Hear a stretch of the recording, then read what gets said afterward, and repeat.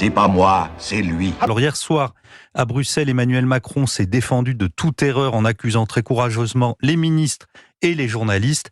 Tout cela est une preuve, au fond, d'un délitement du débat public et d'un manque de professionnalisme des ministres qui ont répété des propos déformés, des journalistes qui les ont repris et des commentateurs qui ne se sont pas attardés à la réalité et à la véracité de tels propos.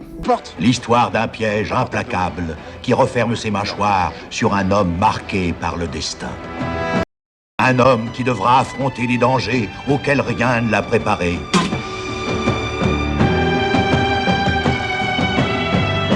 Eddie, c'est qui la star ici? Qui se heurtera aux personnalités les plus inquiétantes. C'est pas moi, c'est lui. Mais si on double le budget des armées d'un côté, il faut être capable de faire des économies ailleurs.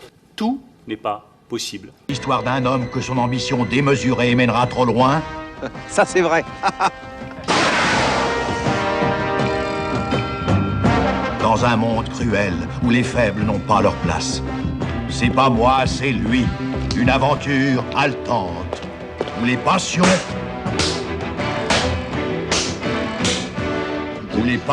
s'entrechoquent. C'est la première fois que je fais cet effet-là à une femme, moi. Où le suspense est roi. Où l'angoisse rôde à tout instant, prenant les formes les plus diverses. Allez, on probaise!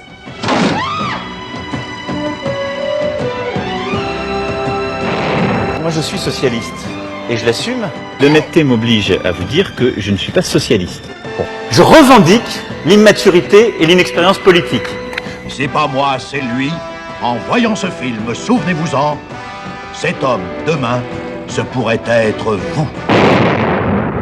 C'est pas moi, c'est lui! Je pense qu'il y a toujours une part de transcendance dans la politique. Je l'évoquais. Il y a les deux. Mais vous n'êtes pas un illuminé. Non, je vous rassure. Vous n'êtes pas Raël. Non. L'argent ne se mange pas. Il ne se mange pas, je confirme. On a cru que le macronisme était une épopée, ce n'était qu'une anecdote.